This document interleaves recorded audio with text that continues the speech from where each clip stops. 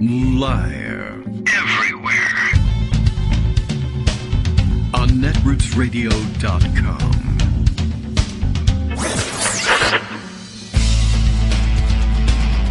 David Waldman. Kagro. In the morning. Now, here's David Waldman. Hey, good morning, everybody. How you doing? It is Friday, April 9th, 2021. April 9th, a birthday in my family. Happy birthday to my brother. And I'll keep your name secret. I don't know. I continue to try and exercise that discretion and not blurt out everybody's name on here. Not because he's embarrassed at being an old man at 51. He's my younger brother, so it's okay. But I don't know, blah, blah, blah, security. There's crazy people out there. You don't want them tracking. Although I was thinking about this the other day. The likelihood, it's one thing to put your name or your family name or somebody's name all over blog posts, which can easily be picked up by Googling, etc. But the idea that somebody would say, I am going to stalk David Waldman's family by listening to hours and hours of this ridiculous, remember, of course, this is a hater, right? So I'm going to sit here through his podcast every day in the hopes that he mentions the first name of someone in his family, which really probably you could discover on your own anyway. But okay, well, the point is, happy birthday and happy COVID vaccine day to me and to my lovely production assistant listening in the background as well. We go for our second shots today, so I'm anticipating ruining the weekend and feeling terrible tomorrow. But, I hear varying reports about the reactions to the second shot. So we're hoping for an okay result, but we'll be immunized largely against the COVID virus at this point. So that would be helpful. It'd be very nice if we could continue on with our lives. Still waiting for lives to recover. And, all right, well, if you're still searching for a shot, I don't know, come out here. We got plenty, I think. I don't really know. Anyway, Greg told us yesterday that might start to change, that places that were very much in need of extra vaccinations might, in fact, begin getting them. So that's, I hope, good news for those of you who have been frustrated in that purpose to this point. And, we know also this will no longer include, although I think he was already immunized, Prince Philip, who has died because he's extremely old. And that's the way it is. So sorry to those of you who are English and fans of the monarchy, or whatever you are, and fans of the monarchy, I suppose. Or for those of us who knew him only as the somewhat sympathetic, kindly, elderly gent on the crown or something, and have ignored all the rest of his record in public life, or private life for that matter, but I don't know, not really interested in getting in a big fight over whether or not to value the royals or not, except, to some extent, some of this stuff is interesting. Like I said, I watched The Crown, and hey, it's really weird that there's this family that just has all the money, because they always have, and they have funny uniforms and protocols. I like the stuff that's, rules-based and hidebound, and there's procedure with things, and that's kind of interesting. And, thank God I'm not English and I had to give it any more thought or meaning than that. And I guess you don't have to if you're English either. You're allowed to be against the monarchy. You just you're stuck with it for the time being. All right, well, time to roll on another show. Kagro in the Morning radio show live now. I am reliably informed by Prince Bill of Portland, Maine, who's very much alive at this point.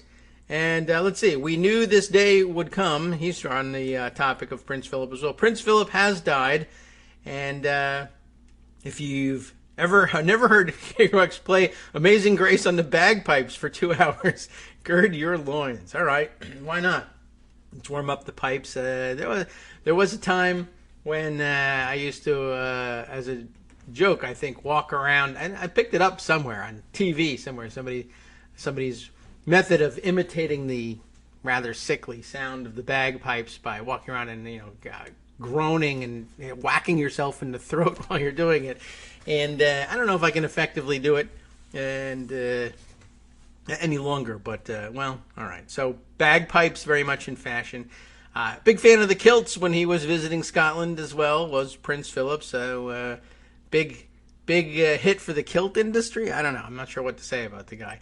All right. Well, I imagine it probably won't be long until we hear the same news about Queen Elizabeth. I mean, they've been together. I saw somebody mention that I think they were married 73 years. It just seems like the sort of thing that it's very difficult to survive when elderly couples lose one another. And I don't know, sometimes it seems to happen one after the other or as a result. But then again, they're both 99 or thereabouts, so, it could be anything at this point. I'm also reminded by several tweets that today is the day how will we say it? Today is the day on which, in 1865, the Civil War, I guess, officially ended with the surrender of Robert Lee's Northern Virginia Army to Ulysses S. Grant. And I don't really remember exactly whether or not. I mean, that's the big day, I guess, in which everybody points to. And I imagine at the end of all wars, there were some small engagements, guerrilla engagements, probably insurgents, right? People who either didn't hear about the surrender or because news didn't travel that fast back then, or didn't care or wouldn't accept the surrender. Much like the insurrection we just experienced here on January 6th. Okay, well, all right, so that marks the historical news for the day. What about everything else? Well, I don't know. Let's visit in Pocket for picking up those stories. It's Friday, time to clear out the backlog of what's in there. As I said in the Morning Post, we'll do the best we can without getting sidetracked. If the train of thought just jumps the rails at some point, well, we'll see where it goes from here. Before we go into it, we can keep current by welcoming a new Patreon patron, Brian Turner, who just joined up, and we thank him very much for sending his support our way. It's the only thing that makes it worth doing, or at least makes it justifiable to keep getting up and do the show. It's a lot of fun, but it's actually probably a good part of the motivation of doing it each day is saying, there are people who value this thing and they can show it by putting dollars behind it, and it would be a serious letdown for people who have joined up in support of this thing because they want to hear it every morning to just say, no more. So thanks, Brian, for reminding me of my mission. And I've come up against another procedural question, and I think I've made my answer because I don't want to embarrass anybody. But you get a notice, as it turns out, and it's okay. I mean, I should get a notice, and you shouldn't worry about giving me a notice, that sometimes when people adjust their donations, if you adjust your donation downward, I encourage you not to, but sometimes people will have to do that. And I had just established this policy, let's stay current on the Patreon news. And then somebody increased their pledge, and we made note of it. And then shortly thereafter, somebody decreased their pledge, and I said, I think I don't announce this. Now, it's not hypocritical to not announce it, right? Because what I don't want to do is embarrass somebody who says, I'm a little short on funds this month or forever. Or I only like the show when Greg is on, and why do I pay $10 when I should pay $5? Whatever it is. And so I've decided, though the interest of full disclosure should motivate you to announce that, I think good manners will prevail in this one, and we'll just say, okay, these things happen. But then I thought, don't even mention it because everybody will run over and decrease their pledge. Don't do it. I warn you against it. That guy fell into an alligator pit afterwards. I mean, it's just trap door. And I mean, I didn't intentionally do it. That's just the way Patreon works. Don't look at me. It's a third-party vendor shoved him into the alligator pit. It could happen to you, but I'm not threatening you. Okay. So what's over in Pocket this morning? Well, all sorts of fun things. Some directly relevant. Some just vaguely interesting for a Friday morning. Or Friday afternoon if you're listening via podcast. Let's see. I wanted to catch up on this news. A few of you have dropped notes in email, in Daily Kos messages, in Twitter, etc., to to comment on this, just so we clear things up, revisiting the aside, I guess, that we gave to the weird new conspiracy theory / terrible medical advice that was advising people, I guess, after we heard the news that Montana Governor, what's his name, Greg Gianforte, had contracted coronavirus. I wonder if there's any news about his condition. Should look it up. That somebody in the Twitter thread about it was now spouting nonsense about a new medication that I hadn't heard of, that everybody should run and take, and you'll be better in 12 to, I think the number was like 12 to 48 hours, that you would be fine, because it's a miracle medicine and nobody knows about it but us, who get our information by doing our own research on the internet. And the medication mentioned was ivermectin. And I assume most of you were puzzled. I haven't heard that name. A few of you, I guess it rang a bell for. Immediately you knew exactly what it was. Others of you were smart and looked it up and found out. So there's an article that a couple people sent to me that's over at FDA.gov. If you want the bone dry information, you can read their article again at FDA.gov. Why you should not use ivermectin to treat or prevent COVID-19. And there's a good explanation. And I'll tell you this, it is illustrated with two stock photos, one of a doctor, or perhaps a model in doctor's garb, but wearing a lab coat and everything. Another doctor or actor playing a doctor in scrubs. One doctor masked and appears to be feeling the glands of a masked patient. The other, though, also, I'm not necessarily feeling the glands, but some sort of healing touch. But the patient is a horse, and that should tip you off as to why you would not want to use ivermectin to treat or prevent COVID-19. It is a deworming medication for horses, generally speaking. It does apparently have a human application, but in much different dosages, and I think even as a topical as opposed to an oral medication. But I guess it could be administered in both ways. But it's chiefly for veterinary use, parasitic worms in horses. What I didn't tell you is that I am actually a horse, so it's okay for me to try. I'm like, we're getting our medical advice from Mr. Head, as I should have read it in, hello, I'm selling ivermectin, and you should buy. I have no idea where these people come up with the idea that you should just be eating veterinary anti-parasitic medication. It's not antiviral either in any application, as far as I understand it. So there's a whole dry article about it. But there's also lots of internet threads about it. And from what I was able to gather for the 15 seconds that I could stand looking at it, they seem convinced that a Nobel Prize winning something or other doctor has assured everyone that, oh no, I know it sounds counterintuitive, but I have tested it, and ivermectin is doing great, and everyone should take it, and it's fantastic for you, and you can use it as a preventative, but the medical establishment won't let me tell you. So, I don't know. Take that with take it with a grain of salt, but take an entire salt lick. Why don't you just do that? Because, if you're that interested or have access to ivermectin, you might also have something like that around. So anyway, don't take the horse medicine. Don't drink the fish tanks. I try to keep an open mind to the idea that occasionally some sort of weird mavericky idea, medical idea, will be able to break through or tell you something, or sometimes established medicine, very slow and loath to change. But I don't know, when you bring me a veterinary medication, I think that's just really not going to convince me. And it's certainly going to take a lot more than a few people on the internet saying, I've done the research. I always wonder who spends their time on something like this. Are they just bots? And what's the point? And is there somebody profiting somewhere from an enormous increase in sales of horse deworming medication? Is it Russian trolls who just think it's funny if everybody takes horse medicine? I mean, it's dangerous, so I think so.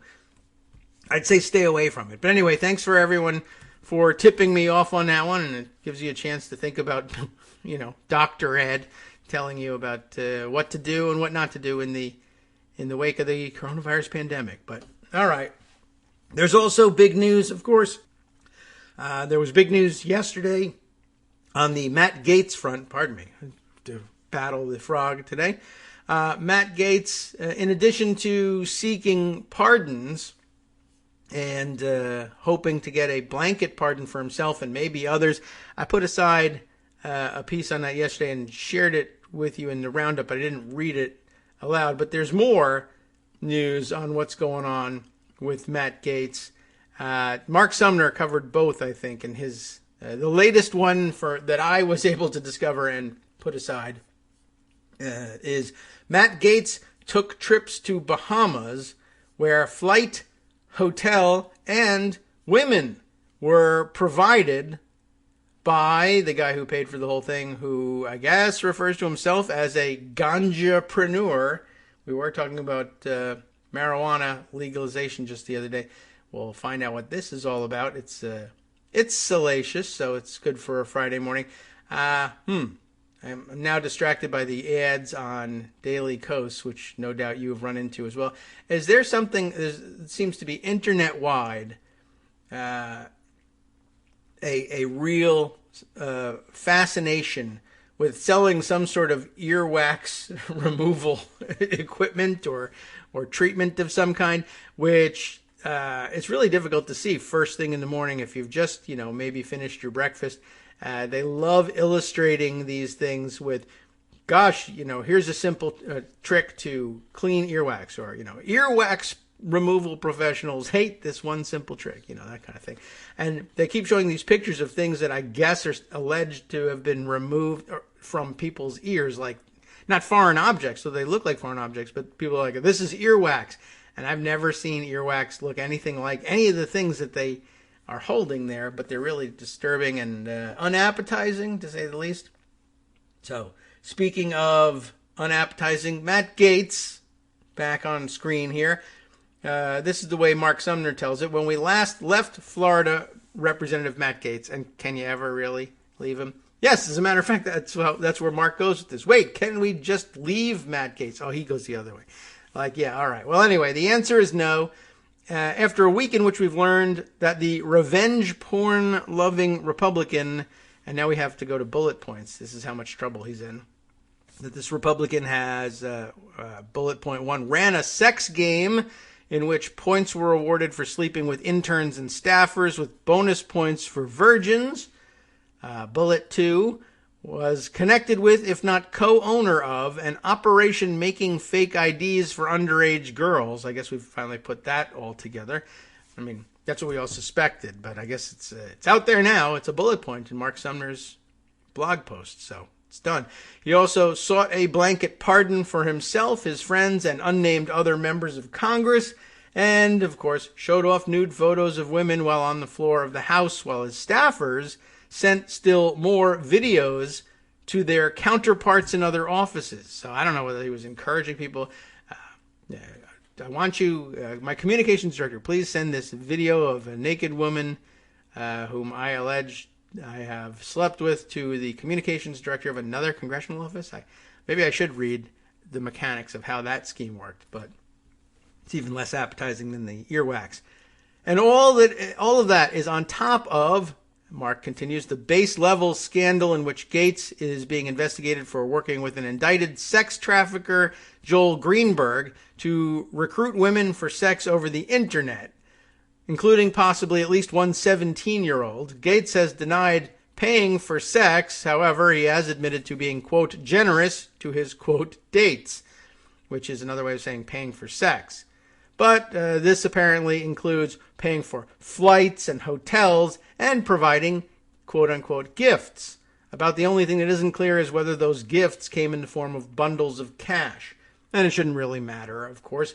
I suppose there's a line you could draw somewhere with the giving of gifts. But mostly I understand that's used as a workaround to try and evade the laws that would otherwise govern these situations, that instead of cash, which would make the transaction obvious, the online escorts, at least, or people who are seeking these sugar daddy type relationships, I guess, get paid by, in some cases, by putting up Amazon wish lists. You can post to your Amazon wish list items that you would like to have purchased for you, and in exchange for the purchase of thus and such an item, you might perform this service, or sex act is usually what follows up perform in this context.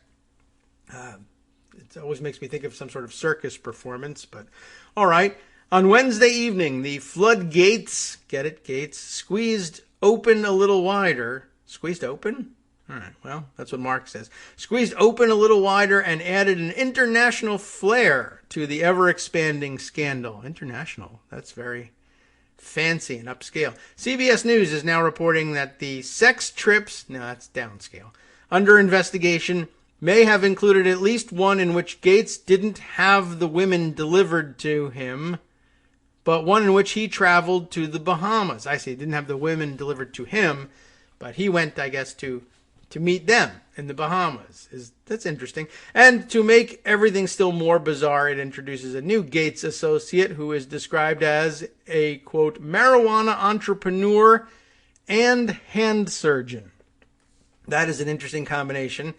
Hand surgeon by itself is sort of an interesting occupation, but marijuana entrepreneur and hand surgeon, I'd be worried about that, right? If I were going in for hand surgery, to find out that my hand surgeon sideline is marijuana entrepreneur. Are you okay to operate today? I have questions. And of course, there's a whole other hour could be spent on white upscale marijuana entrepreneurs versus any other color marijuana entrepreneurs who are all in prison. But okay. Hopefully, Gates's friend Jason what is it? It's another one of those double Z's in an Italian name. Pirozzolo, I imagine we say here in the United States.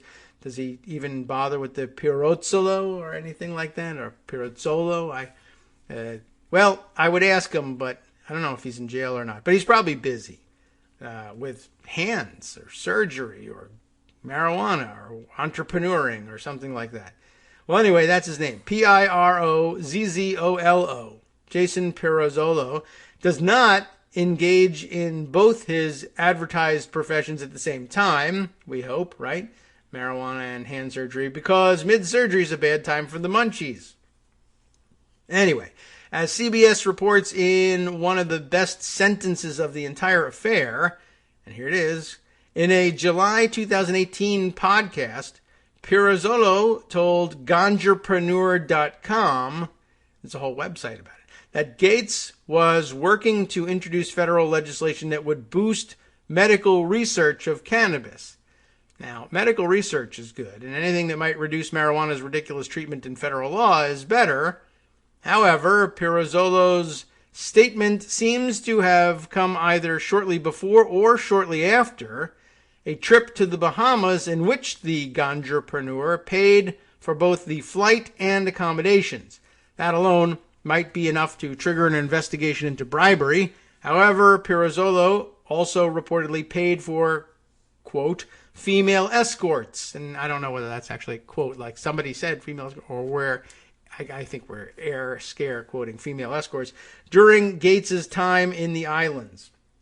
By the way, as I recall, when Senator Menendez took trips on somebody else's dime, a friend of his, to Dominican Republic, he was actually brought to federal trial on bribery charges. He was cleared of those charges, but, I imagine that you should expect the same for Matt Gaetz, and, we're throwing in a couple of extras as well.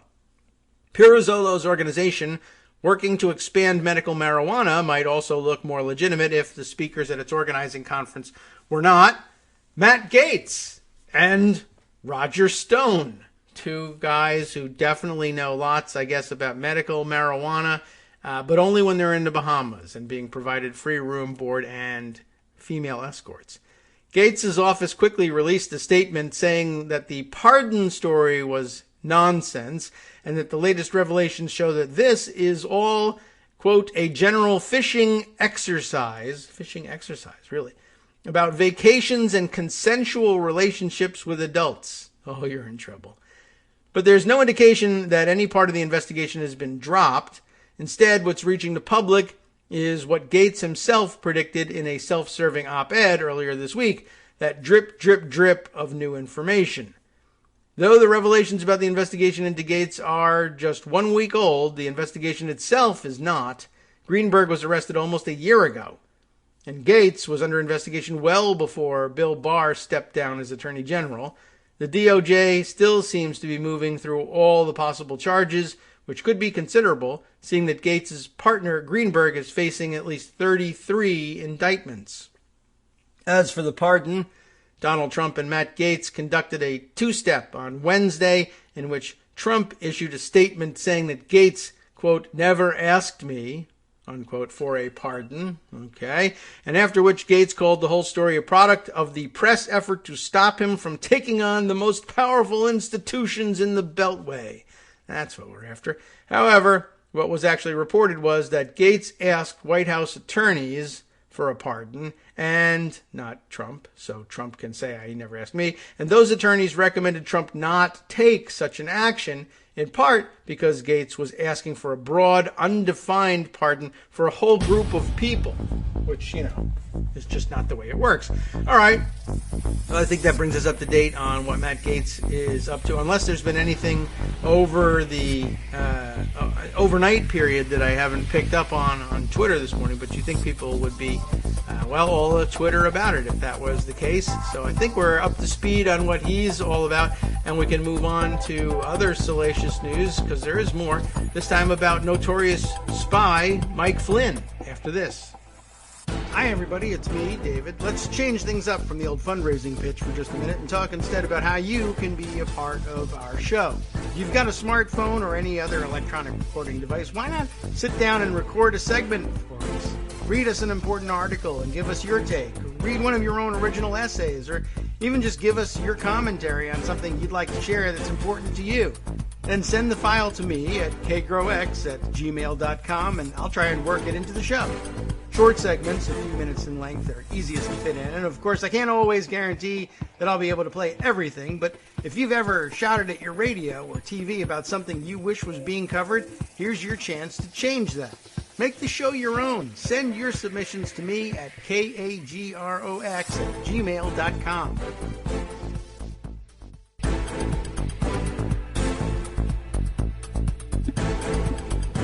All right, welcome back now to the Kagro in the Morning Show here on Roots Radio.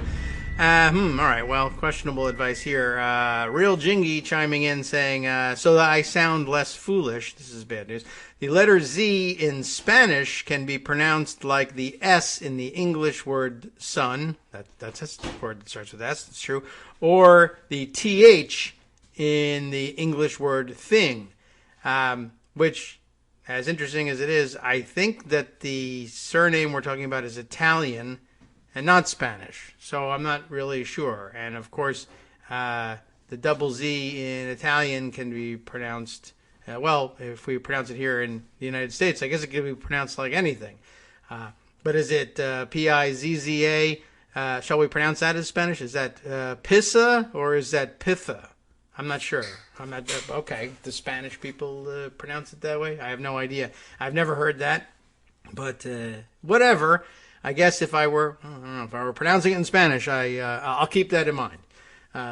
But the idea that the aim here is to sound less foolish, not necessarily true either. But thank you for chiming in and making me look even more so. All right, let's see. What have we to share next? I did mention Mike Flynn, and we can definitely go in that direction. I was thinking about possibly reading through that earlier Matt Gaetz piece that Mark Sumner put together on the blanket pardon to see if there were any more details. But I think it's just as crazy as it sounds. Like he actually was asking for, can I have a broad, non-specific pardon that might be forward-looking, might be backward-looking, maybe for me, maybe for a bunch of people. It just never made any sense. The only excuse that has any hope of making sense from Gates's side is the idea that he was just sort of kind of, throwing out there that lots of people should be pardoned. He wasn't, in fact, asking for a pardon of his own. But I don't know. It's so crazy. It just might be true. All right, let me move on then to what's up with Mike Flynn. The Guardian reporting in the person of Murray Wass, pointing out, let's see, what's our headline here? Michael Flynn, notorious spy, I say, ignored official warnings about receiving foreign payments. It's interesting that he ignored this thing. The subheader tells us Trump's former national security advisor, for about 10 minutes, you remember that, right, was warned about taking foreign money. Now, who needs that warning? But warned about taking foreign money as far back as 2014, the Pentagon's Inspector General has found, undermining claims of political persecution. That's what Trump and Flynn say was behind his being charged and, convicted not of the espionage charges for which he should be convicted, but improperly conducting diplomacy as a non-incumbent national security advisor. Two, of course, having undisclosed meetings with Russians and failing to disclose them and then lying about the failure to disclose them. And then, of course, the money idea, we learned about his taking money from the Turkish government as well. It's amazing that he still claims that he thought that there was nothing wrong with what he was doing. The Defense Department Inspector General, this piece begins, has uncovered evidence that Michael Flynn accepted hundreds of thousands of dollars from foreign interests and governments, despite repeated warnings by the Department of Defense, the Justice Department as well, that his conduct might be illegal. The Guardian can reveal. Good for you, Guardian. You can reveal it. After the retired general pleaded guilty in 2017 to federal criminal charges that he had lied to the FBI during its investigation of Russia's interference in the 2016 presidential election, then President Donald Trump, can you believe that was true? Flynn and their supporters claimed that Flynn was the victim of political persecution. Flynn's prosecution, they insisted, without evidence, was the result of a vast conspiracy by the FBI and U.S. intelligence agencies to sabotage Trump's presidential campaign and presidency. Trump pardoned Flynn in the final days of his presidency, but while pleading guilty in 2017, Flynn also admitted to committing another crime related to his acceptance of hundreds of thousands of dollars from the government of Turkey without registering with the Justice Department as an agent of a foreign government, which is required by law. Now, according to people familiar with the confidential findings of the recently completed IG investigation, The Guardian can reveal Flynn was warned years earlier that his acceptance of foreign money and his not registering as a foreign agent would likely be illegal. So he was warned about it in 2014, did nothing about it, proceeded to do all the same things, and then help Trump run for president, and then accept the job of national security advisor and continue accepting all this money, though he had been warned.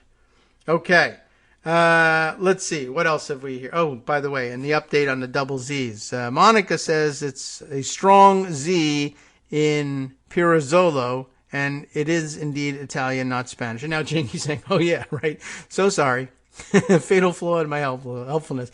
Okay, well, don't worry about it. If I didn't think that we would all have a good time and pal around over it, I wouldn't have shared it. But, okay, so we'll go with the Z and just say, well, you say it's just, Monica says strong Z. Does that mean we're going to have that T sound to like pizza? Or is that the only place where the double Z makes that sound? I don't have any experience in Italian reading, just hearing things said, and mostly by New Jersey Italian-American families who may have been, several generations removed from genuine Italian pronunciation. I'm not sure.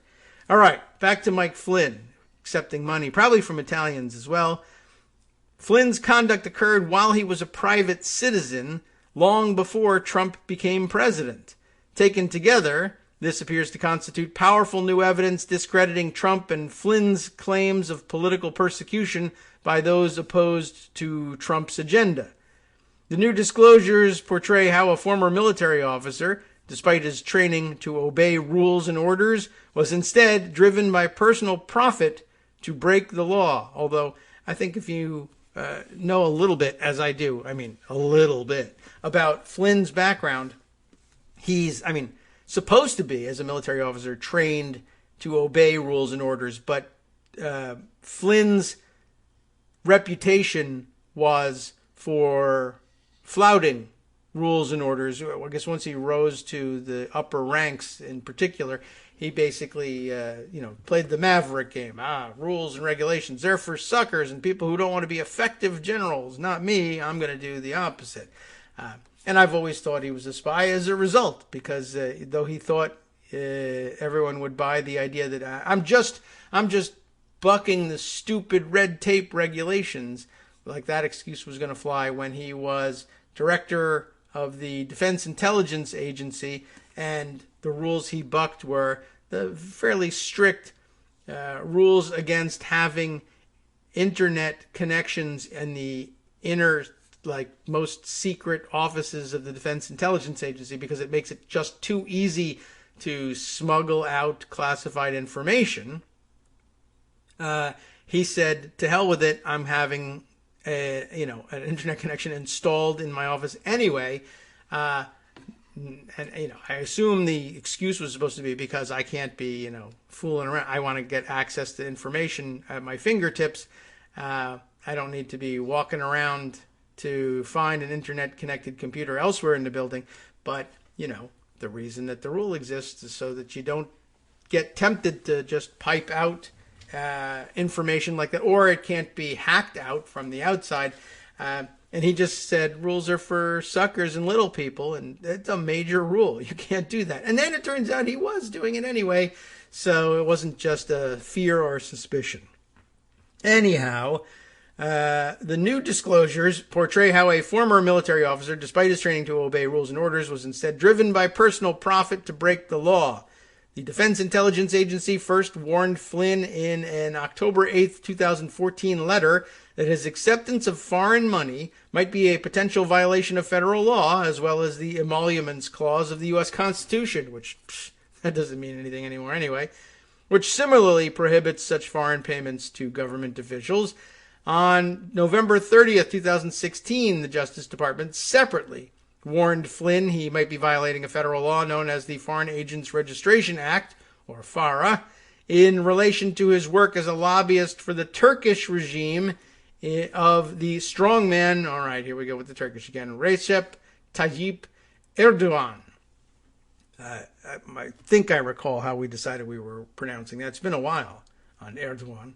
The law required Flynn to register with the DOJ as a foreign agent and truthfully disclose details of his lobbying work to DOJ as well. Despite the DIA warning, Defense Intelligence Agency warning, not to take foreign money, Flynn still accepted $45,000 from RT, a Kremlin-controlled media organization described by U.S. intelligence agencies as the Kremlin's principal international propaganda outlet, and $22,000 from other Russian interests, and $530,000 to serve as a lobbyist for Turkey.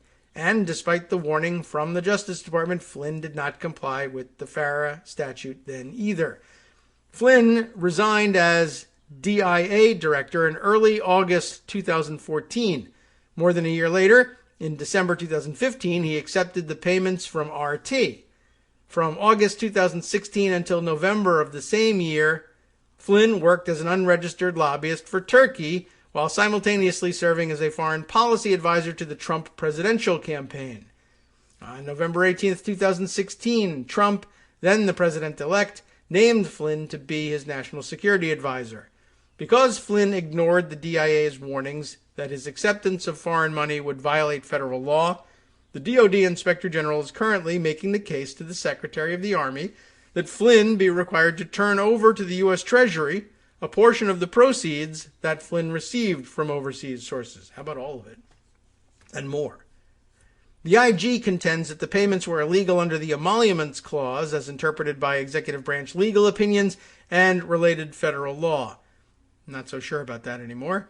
This remedy would appear to be a civil one rather than criminal, and as a result of ignoring the DOJ's advice, the following year in 2017, Flynn, while pleading guilty to federal charges that he lied to the FBI during an investigation of Russia's intervention in the presidential election, also admitted that he violated federal law in regard to his lobbying work for Turkey.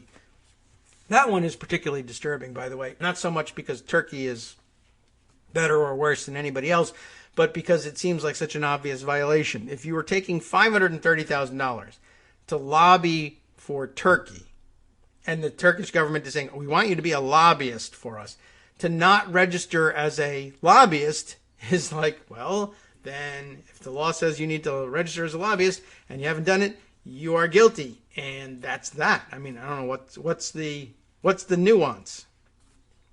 I mean, I guess if he claims that they didn't ask him to lobby, but that's somebody else's description of things, I don't know. But they keep bringing that word up. Well, anyway, everything has shifted here now that we've got a different advertisement taking up our screen space here. Where do we leave off? As a result of ignoring the DOJ's advice, right? Oh no, I think we did this one. In its October 8th, 2014 letter to Flynn, the DIA warned the Emoluments Clause, as interpreted in Comptroller General opinions and by the Department of Justice Office of Legal Counsel, prohibits. Everything has moved again. The ads are killing me here. Seriously, everything shifted on the screen here. The Emoluments Clause, right, okay. So, any present emolument, office, or title of any kind whatever from any king, prince, or foreign state. Of course, the old archaic language of the Emoluments Clause, in case you needed a reminder of what that was about. Subsequent executive branch legal opinions and federal law prohibited retired military officers from accepting emoluments or compensation from foreign interests because the officers could be called back to active service at any moment and thus considered to be a person holding an office of public trust. Retired military officials such as Flynn can receive emoluments or foreign compensation if they first seek approval to do so from Congress. The Secretary of State, and in Flynn's case as retired military officer, the Secretary of the Army. But Flynn did not do so. Clark Cunningham, a professor at the Georgia State University College of Law and an expert on emoluments, told The Guardian there's little doubt that money received by Flynn to lobby on behalf of the Turkish government or to promote Russian interests would be considered emoluments. Flynn himself had originally solicited the ethics advice from the agency. That's interesting. The first sentence of the agency's letter stated, "This letter responds to your request for a written opinion regarding the ethics restrictions that apply to your retirement from the United States Army." In May 2016, the chief of staff to former DIA directors wrote to Flynn and other former DIA directors to remind them that despite their retirement, they were still required to report any significant new intelligence information to the agency. Flynn's acceptance of money from RT and other Russian interests would surely have been of interest to the DIA, but Flynn withheld this information, documents show. On November 30th, 2016, the Justice Department, in its own letter to Flynn, warned him that they had received information that Flynn may have engaged in lobbying activities on behalf of the government of Turkey.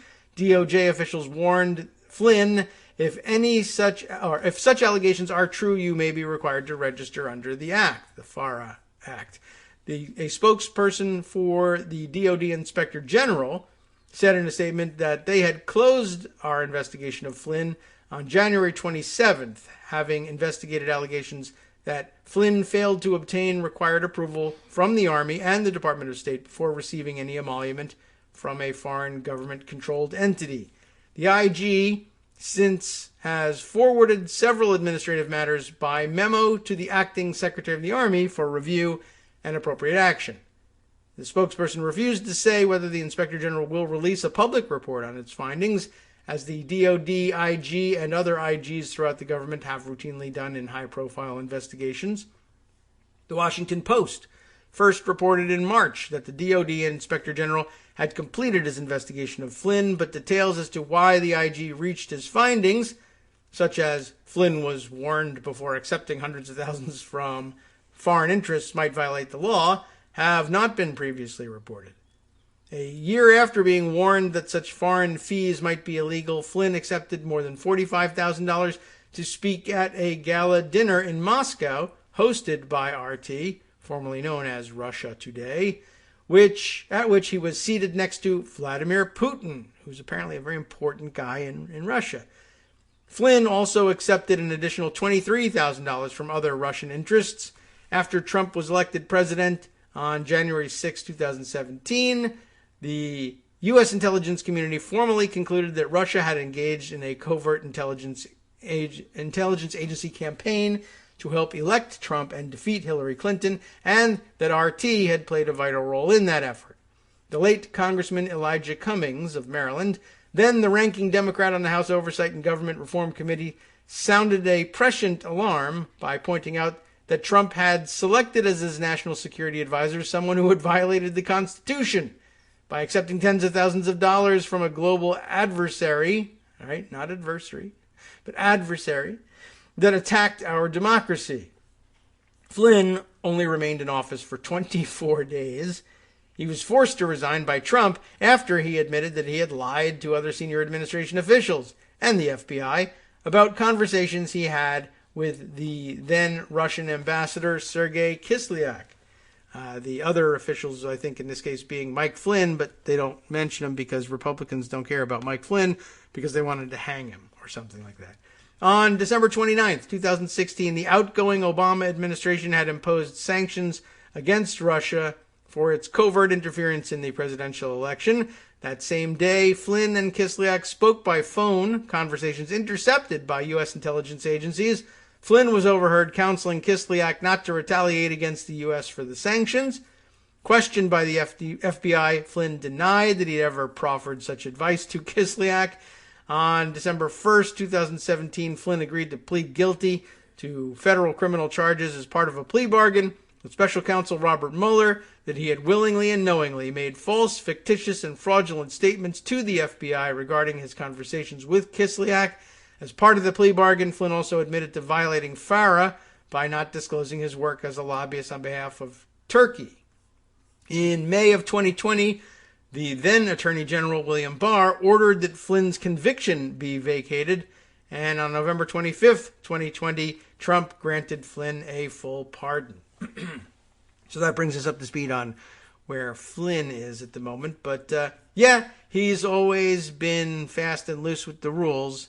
And I guess it finally caught up to him. And that's why I've been saying since November of 2016, still my pinned tweet, Mike Flynn is a spy. And Donald Trump pardoned him. And, you know, we usually hang spies. And, you know, we ought to do the same with the presidents who pardon them so that they aren't prosecuted. That's pretty serious, actually. So, what else can we bring to your attention? It actually reminds me, because of his like casual indifference to the rules, of another story that I saw circulating this morning and dropped in Pocket just because it was kind of interesting. And it's not directly political or procedural, but I don't know. Maybe it bears on this mindset. It has to, since I had just said, what did I just say? Casual indifference. But they use a fancy word for this one. I don't know. This sounds like something that might be fun to share on a Friday. Elite insouciance at Yale Law School. Where else might you find that?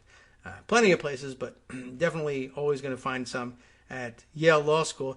This by Paul Campos at Lawyers, Guns, and Money blog. I think we've been there a couple of times for interesting stories. And this one about Amy Chua, whose name has been called in the past on the show. She, of course, of Tiger Mom fame, and of interest on this show because she and her husband, who's also a law professor at Yale Law School, have their name came up in the context, I think, of the Brett Kavanaugh nomination to the Supreme Court, right? Because this is the couple that like grooms young women for clerkships with conservative judges and justices. And, well, it came under scrutiny and came in for some criticism. But the story continues. Let's see. Law professor, this is a grab quote from Yale Daily News to start things off. Rules are for the little people. Chapter infinity, begins Campos. And here's the quote from Yale Daily, whatever the hell it is. Yale Daily Journal. I got to scroll over. Yale Daily News. Law professor Amy Chua will no longer be leading a first-year small group at the Yale Law School next year after students raised allegations that she is still hosting private dinner parties at the home she shares with her husband, suspended law professor Jed Rubenfeld, despite having agreed in 2019 to cease all out-of-class hours interactions with students. You see what's going on here? The Yale Daily News report is current from just the other day, and apparently, she was warned off of it in 2000.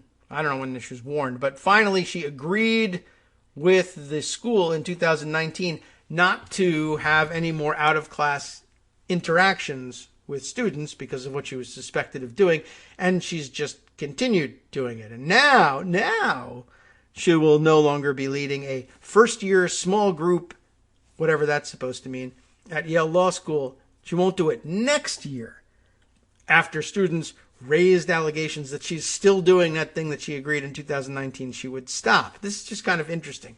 As Campos puts it here next, I realize they're masters of the universe and all, but does the concept of thin ice mean nothing to these people? This is very similar to what I think Mike Flynn was doing in terms of, look, we're warning you. This is illegal. You will be prosecuted. All right. Well, then I'll just continue to do it. That's pretty weird. I guess now returning to the Yale Daily News piece, Chua previously agreed to stop drinking and socializing with her students outside of class and office hours in response to allegations of misconduct, according to a December 2019 letter obtained by the News from law school dean Heather Gerken to affected parties. But law students met with law school administrators on March 26th and brought forward documented allegations, reviewed by the News, that Chua has continued hosting private dinner parties with current law school students and prominent members of the legal community.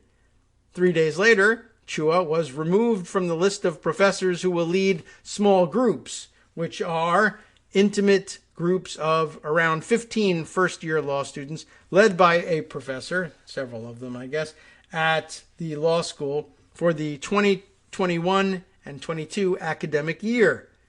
Let's see. Campos comments, it won't hurt when I fall down from this bar stool. Okay. Next grab quote. The News spoke with 7 law school students and alumni, all of whom were granted anonymity due to fear of professional retribution, about Chua's alleged misconduct and the terms of her punishment. They all emphasized the immense power and influence that Chua holds in the legal community and at Yale, including her prior service on a clerkship committee that helps law students secure their first jobs in the field. 11 students independently reached out to the News, highlighting their positive experiences with Chua, particularly noting her efforts to support her students and encourage a diversity of opinion in classroom discussion. Chua and Rubenfeld first came under public scrutiny in September of 2018 when they reportedly told female law students that they needed to look and dress a certain way to attain clerkships for Supreme Court Justice Brett Kavanaugh, who, of course, is himself an alum of Yale, 87 undergrad and 1990 law school graduate, in case you were keeping track. Rubenfeld is currently serving a 2-year suspension from the law school following a university-wide committee on sexual misconduct investigation into allegations of verbal harassment, unwanted touching, and attempted kissing in the classroom and at his home. My goodness. Students have since called for Rubenfeld's permanent removal, you'd think you could get that, and demanded greater transparency about the findings of the sexual misconduct investigation into him, but University President Peter Salovey, I'm not sure if I'm pronouncing it right, has not released any specifics about Rubenfeld's case. A report published in October by students from two groups at the law school, Yale Law Women and the YLS, Yale Law School, Title IX Working Group, details a timeline of the case against Rubenfeld, which begins in September of 2008 with a report of the monthly soirees held at Chua and Rubenfeld's household. The report also reveals that Rubenfeld's small group was reassigned in the fall of 2015 after an informal investigation from the law school into his behavior in the classroom and at his house. Gherkin's 2019 letter reveals that law school alumni have brought forward allegations that Chua drank heavily with Yale Law School students and remarked inappropriately on both students and faculty. One recent law school graduate told the news that she witnessed Chua and Rubenfeld deliberate on students' appearances, private relationships, and other topics during dinner parties that she attended at their house. Sound like fun parties, don't they? Having been on the receiving end of that behavior, I know personally that it is not always welcome and that it is not all in good fun. This recent graduate wrote to the news, and we're coming up on our top of the hour break here. They purport to be provocateurs, but in fact, they're just bullies. But if you want Chua's help, and she often touts how much she can help marginalized students, then you play by her rules. I bet, comments Campos. Campos running up against the fair use limitations here, and I don't know whether the students at the Yale Daily News will take advantage of this, but there's an awful lot more that he borrows. Next.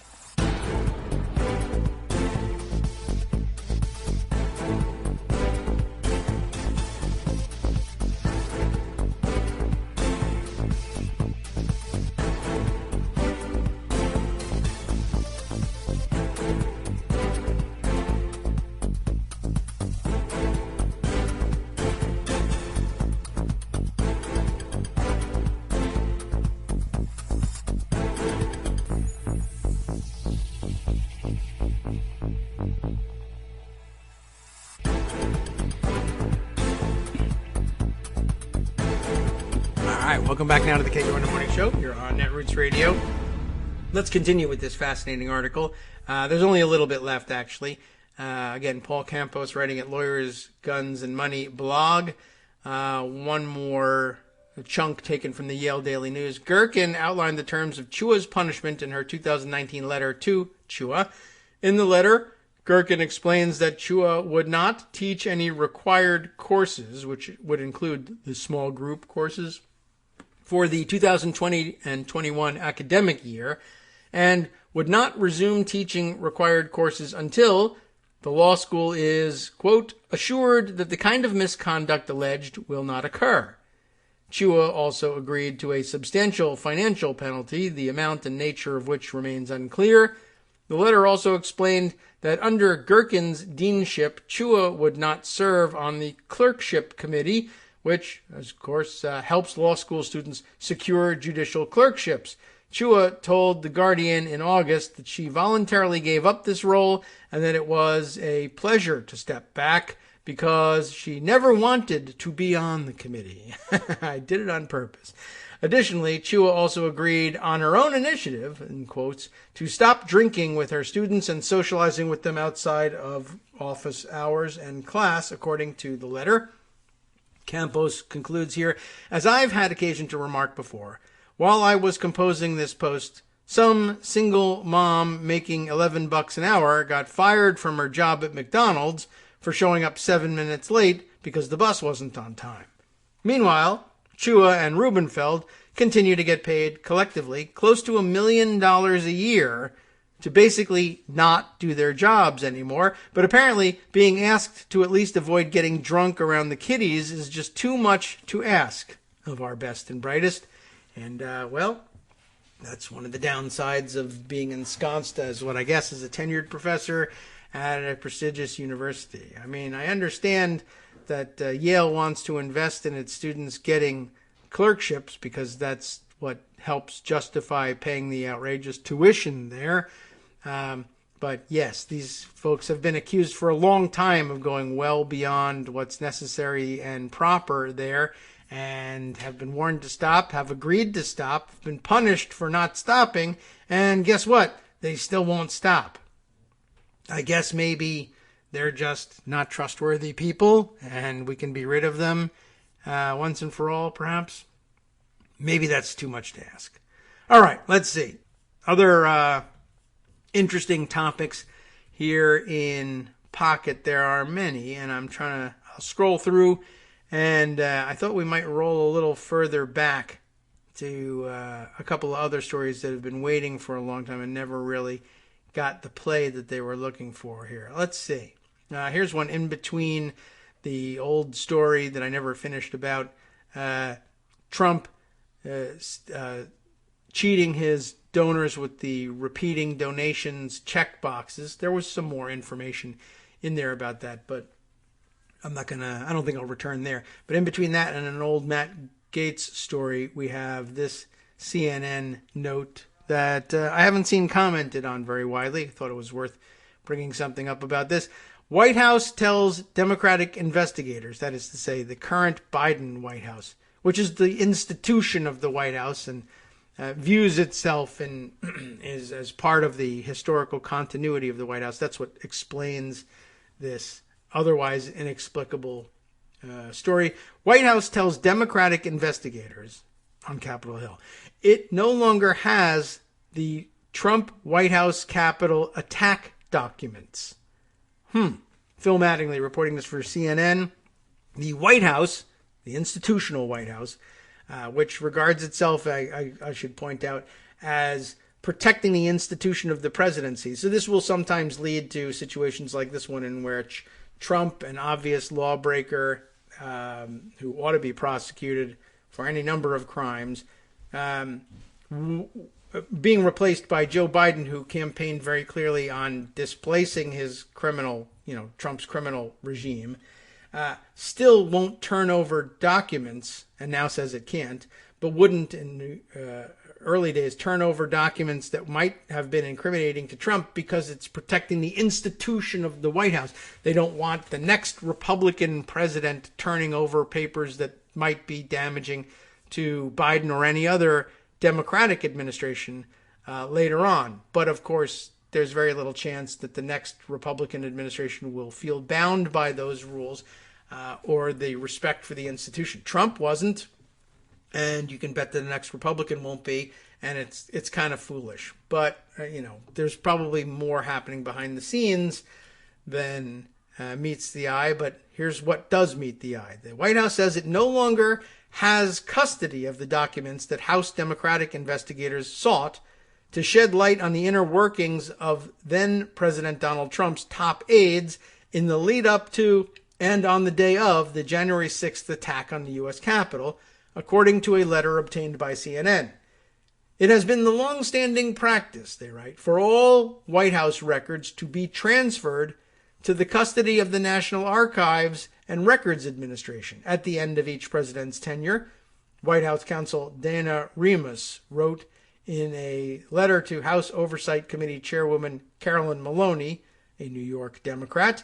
As a result, NARA, the National Archives and Records Administration, NARA, is the appropriate entity to address your request and should have any records responsive to your request.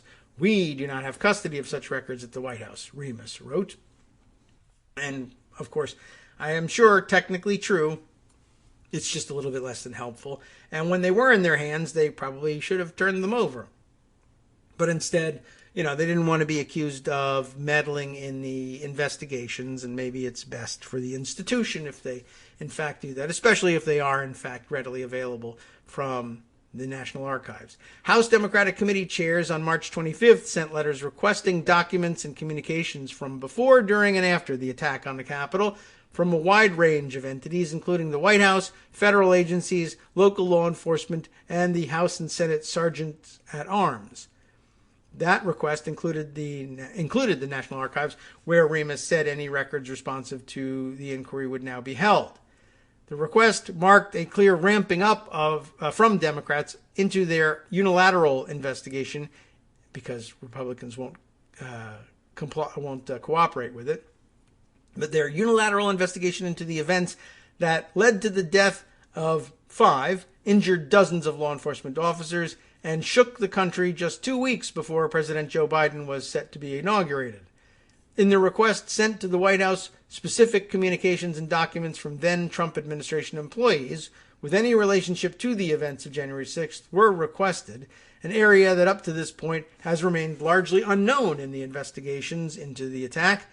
Then President Trump spent the days leading up to the January 6th rally that came before the attack on the Capitol, urging his supporters to come to Washington as lawmakers prepared to vote to confirm the electoral count of Biden's victory. Trump, who spoke at the rally, based his calls for supporters to come to Washington on lies about a stolen election. None of Trump's assertions were ever remotely true, and the efforts of his legal team and lawyers supporting his campaign to challenge the results were resoundingly dismissed or defeated.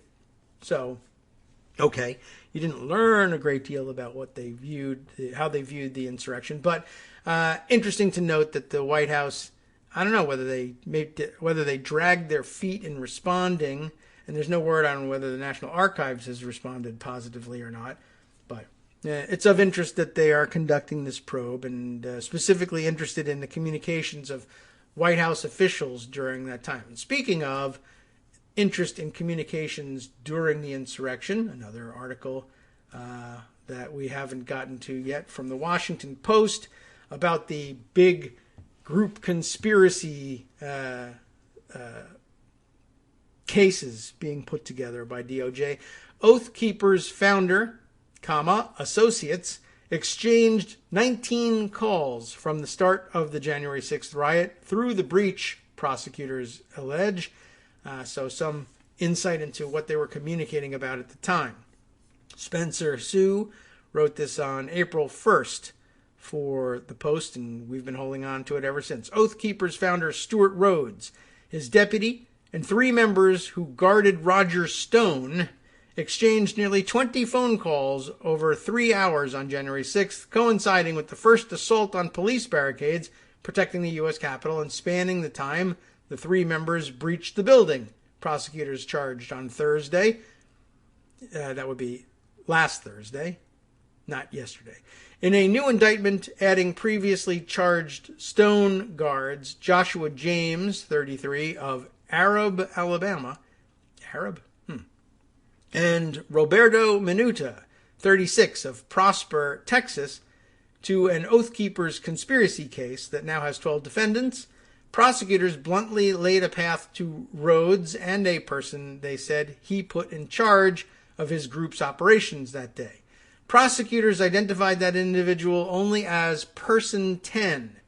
Rhodes, in interviews, has said he tapped a former Army explosives expert and Blackwater contractor nicknamed Whip as on-the-ground team leader. I should check back on it. I don't know exactly what was going on, but the Person 10 issue was just moments ago being addressed by Marcy Wheeler via Twitter. I should go see what that's about. Neither Rhodes nor Person 10, who has not been publicly identified, has been charged or accused of wrongdoing. Efforts by the Washington Post to reach a person matching Rhodes' description of Whip were unsuccessful. The 12 co-defendants face charges of conspiracy and obstruction of an official proceeding, which carry a maximum penalty of 20 years in prison. James, Minuta, and 2 others have not entered pleas, while 8 have pleaded guilty. Rhodes has denied any plan to enter the Capitol and accused prosecutors of trying to manufacture a non-existent conspiracy. And here's a quote from Rhodes. "I may go to jail soon, not for anything I actually did, but for made-up crimes," Rhodes told Texas Republicans at a rally in Laredo last Friday.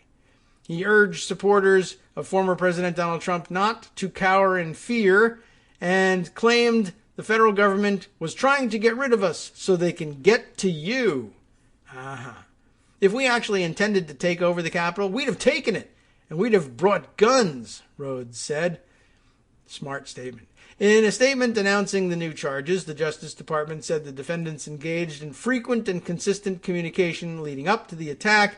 The indictment highlighted a moment at 2:30 p.m. when James and Minuta allegedly raced to the Capitol from an undisclosed location in a golf cart, swerving around police.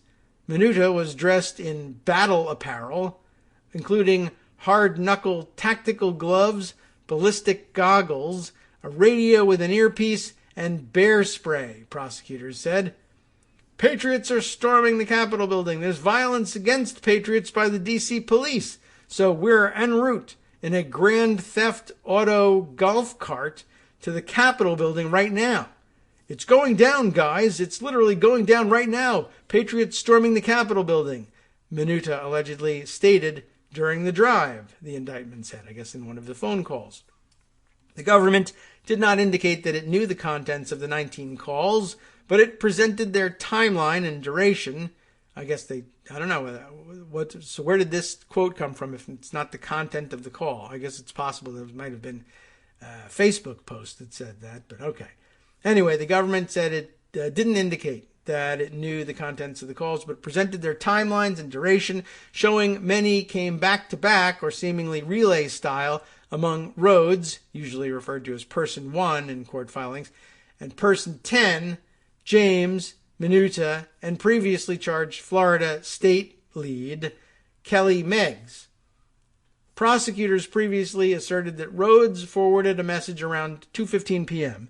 by a person in charge of Oath Keepers' security details, apparently Person 10, to an encrypted signal message group called DC Ops 1 that included regional leaders from several states, including several charged riot participants.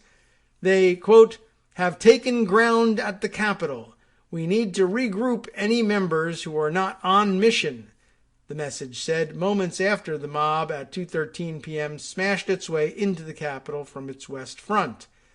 Prosecutors have also alleged that Meggs and Rhodes spoke for 97 seconds, about 9 minutes before Meggs helped lead a file of Oath Keepers in helmets and camouflage gear, you saw that on the video, right, to force entry into the building through broken rotunda doors on the east side around 2:41 p.m.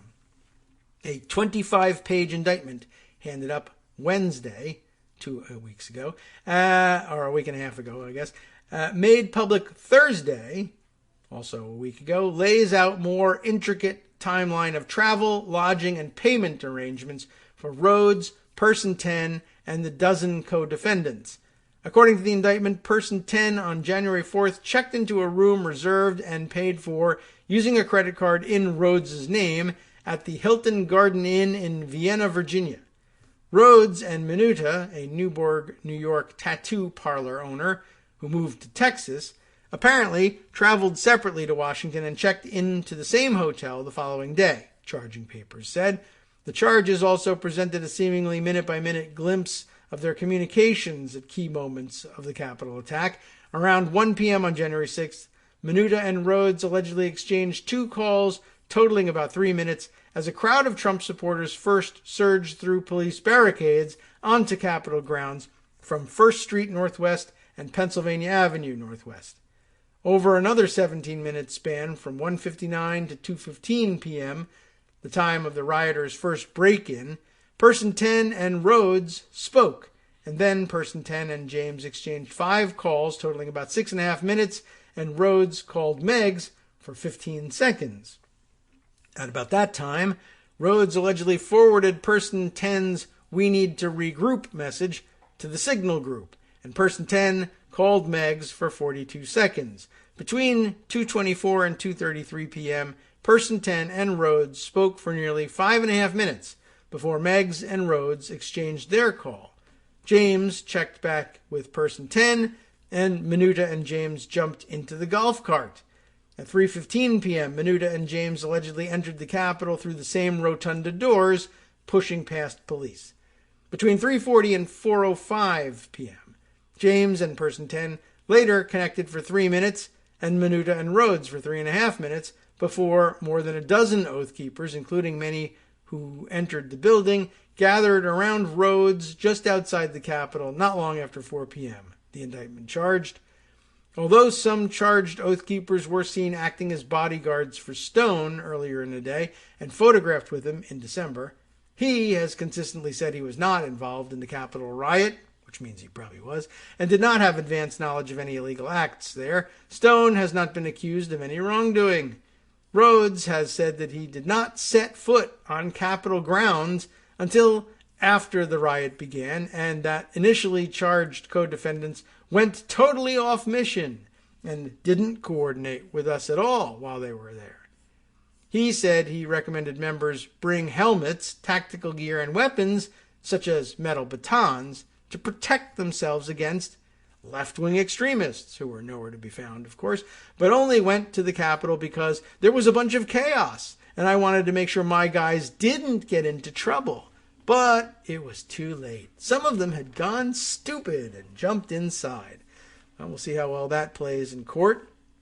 And I am a little bit curious, and I wonder if we can jump over to Twitter and find out what Marcy has been up to about this person 10. Let's see if I can find that pretty quickly. Empty wheel and person 10.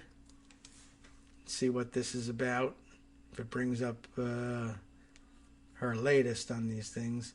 I'm going to have to go through others. Here we are. Yeah, so up to, I guess this begins a while ago, up to about is it any longer than an hour ago? From this Joshua James filing, the U.S. government remains quite permissive on the obstruction for deletion of evidence front, but it might not last, I think. So this is a quote from, or a screen grab from charging documents from courtlistener.com. What does this have to do with things? Let's see. Analysis of the defendant's devices shows that he appears to have surgically deleted a specific signal thread he and his co-conspirators used to communicate throughout their obstructive efforts. James later instructed members of his team to do the same and keep quiet, writing, quote, "We need to make sure that all signal comms about the op have been deleted and burned." Of course, I can't actually burn them, but then some footnotes. To date, the FBI has conducted a preliminary analysis of the defendant's devices, which has involved manually reviewing all the signal chats on the phone and reviewing various folders of messages on the devices. The devices do not appear to contain the DC op January 6, 21 signal thread that the defendant is known to have used before, during, and after the January 6th attack. The forensic analysis of the phone is ongoing. Relatedly, the government is prepared to provide the court with certain information discovered in the course of its investigation for ex parte and in-camera review, keeping it out of the public eye and speaking just to the judge in chambers about these things. What else is she writing? I'm particularly interested in the offer to show ex parte evidence. Recall that the government constructed some of former SSCI employee James Wolfe's signal texts. That was forever ago in terms of forensic exploitation. Let's see, some other Oath Keepers who run by nicknames trying to hide his identification. There's some evidence entered about that. Ed, another nickname, Rocket, to the social media the Oath Keepers organized an insurrection on. Oh, okay, I guess a different platform. Here's the list, she says, that I did before the first mention of Proton Mail. Steele used it to submit her vetting application. What else here? A map, somewhat dated. DOJ charged someone from the different states that defendants came from and where, in what concentrations. According to Joshua James, on December 30th, there were around 50 people planning for January 6th on the Oath Keeper list, with 5 to 10 leaders, of which he, Watkins, Minuta, Meggs, and Rhodes were some. And then finally we'll get up to the stuff we just heard about. As a number of people have noted, the U.S. government included a picture of Grand Theft golf cart. What they don't tell us is where this began. The Willard? Which hotel, I guess. I don't know why she thinks about the Willard, but that might have been where Roger Stone was. Let's see. Also, is this 3rd Street just north of where this case will be tried. The picture taken from. But here's the golf carts racing through the streets. An updated version of this picture without labeling who, if any of these people, person 10 is. So that's the thing that I saw. With some pictures of evidence with different colored arrows pointing to people and red circles around certain members of the group in the picture here. But just, let's see. Oh, she says, this is likely what the U.S. government is not telling us, which was hinted at. The golf carts were at the Willard before the chase. That means, dum dum dum. She types out, what does it mean? Well, let's see.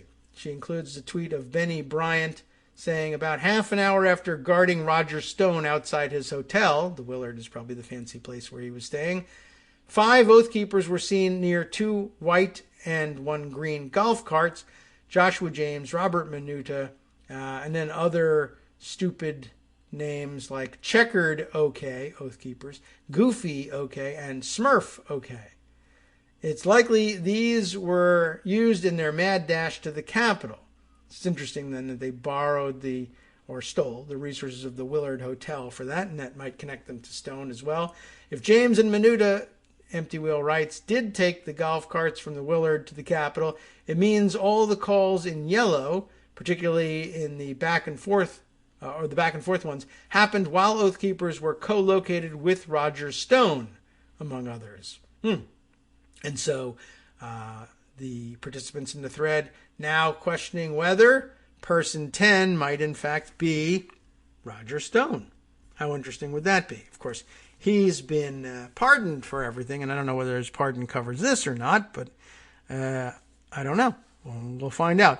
Sounds like, as Albert Titus says, they were acid washing their signal messages, which is, of course, exactly what Donald Trump always accused Hillary Clinton of doing to avoid legal troubles. So, once again, accusing his opponents of doing all those things that he himself was actually doing. Okay, so that's definitely of some interest and worth noting as we head into further into the investigation. Oh, okay. For some reason, now every once in a while, Pocket gets this glitch where it won't let you just keep scrolling down the page. It just keeps flickering and jumping back to the top. All right. Let's see. Other things that I have put aside for consideration. I want to scroll past some of the things that we've done partially or in some other form. Let's see, what's this? Some of these things I have to open up. Yeah, here's something that I missed from the other day. Again, pays to clear these things out of the file. This from April 1st as well. Rick Schrager, a UVA law professor, tweeting that the Virginia Supreme Court has just handed down its opinion ruling that Charlottesville's Lee and Jackson statues, that is, of course, Robert E. Lee and I guess Stonewall Jackson, right, were never subject to the previous state ban on removal and has reversed every one of the circuit court's orders.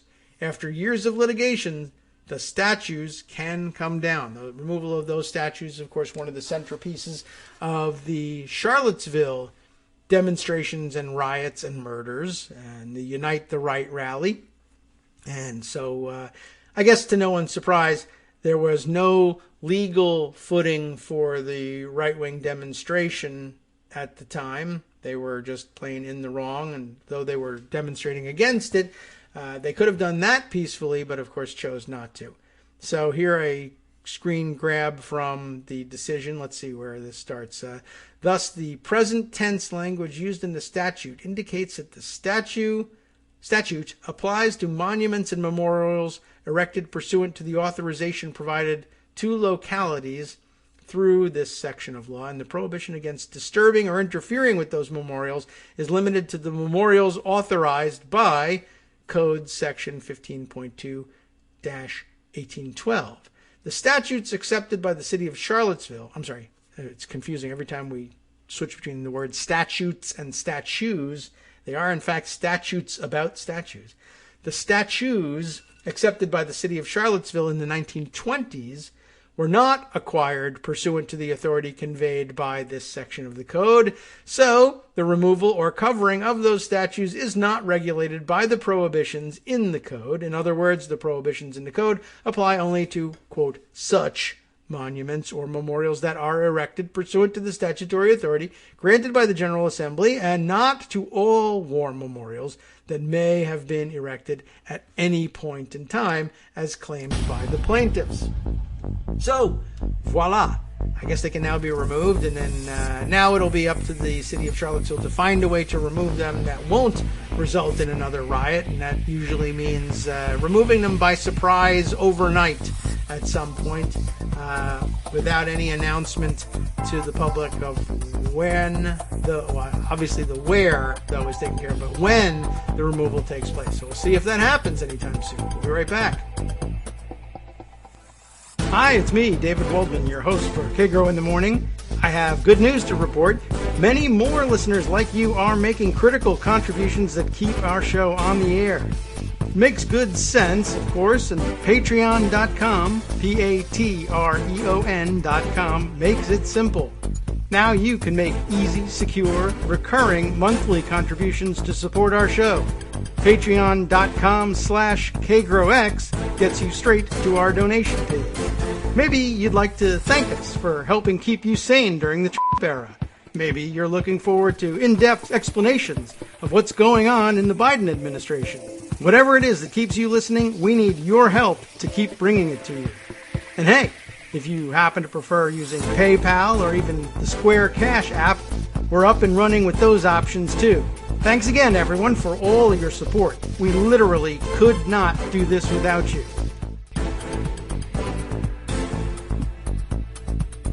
All right, welcome back now to the Kagro in the Morning Show here on Netroots Radio.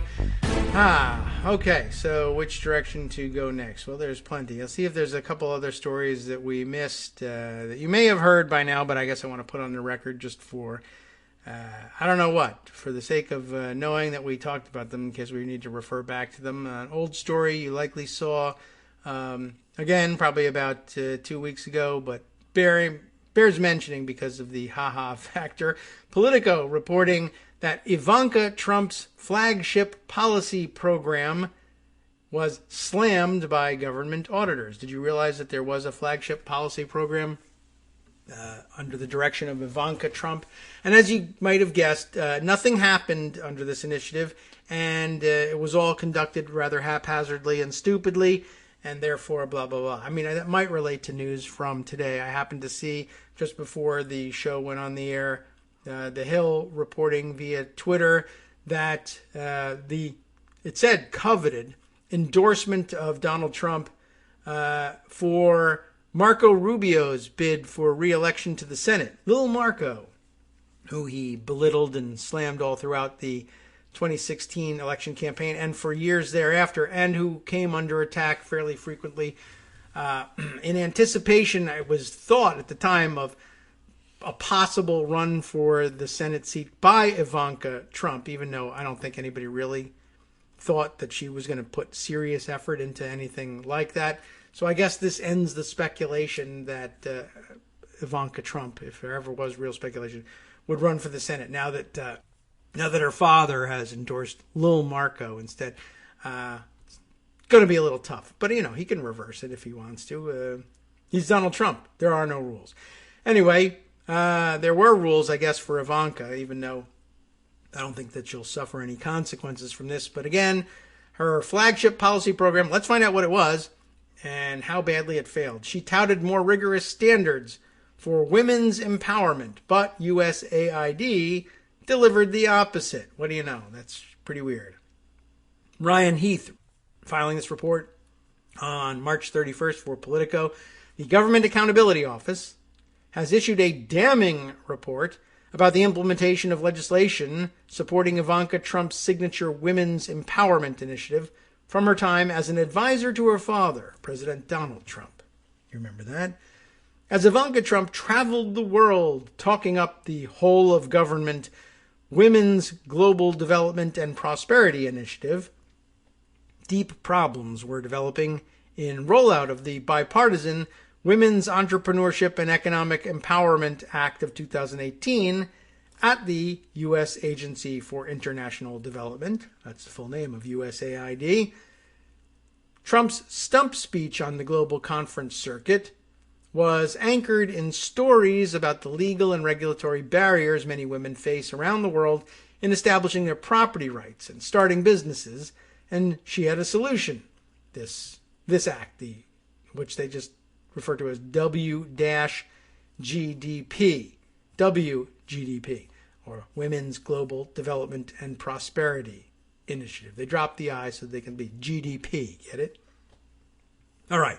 Launched weeks after President Trump signed the the WEEE, or WE, the WE Act, that again, Women's Entrepreneurship and Economic Empowerment Act, WE, that's the way they abbreviate it. Launched weeks after Trump signed this in early 2019, supporters of WGDP saw it as a groundbreaking whole-of-government approach to female empowerment. Well, duh. There's no groundbreaking anything, and there's no approach to empowerment for anybody except Trump's. But okay. Critics of WGDP derided the work as too limited to make a real difference. WGDP aimed to codify gender analysis and deliver targeted finance across the women's programs of 10 U.S. government agencies. At the individual level, the hope was that poor women entrepreneurs would receive the financial kickstart that they needed to build a business. One of the 10 agencies involved was the USAID, which is mandated to allocate $265 million a year for support to micro, small, and medium-sized enterprises under the WEEE Act. Half of the money is required to go to women, half to the very poor. Some overlap between the two groups is expected. While Trump, that is Ivanka, touted WGDP as a cohesive program, quote, enabling us to rigorously track the execution and the efficacy of the money that we are spending, the GAO's 14-month audit demonstrates that, at least at USAID, the opposite was happening. That is to say, the opposite of enabling them to rigorously track the execution and efficacy of the money they're spending. While USAID launched at least 19 new women's empowerment programs in 2019 alone, there were extensive failures in both the targeting of the money and the measurement of its impact. USAID was unable to say what proportion of funds went to the very poor and women-owned and managed businesses. Shockingly, the agency couldn't even define what actually constitutes a business owned and run by women, the GAO concluded. A senior Trump administration official who worked on WGDP said they inherited a tangled mess of women's policy programs in 2017. Everything was scattered with no real clear goal or purpose. That is not good use of taxpayer dollars and doesn't help people anywhere, the former official said. Ivanka Trump and her team spent 2 years developing the broader WGDP program, which they say helped 12.6 million people in 2019 alone.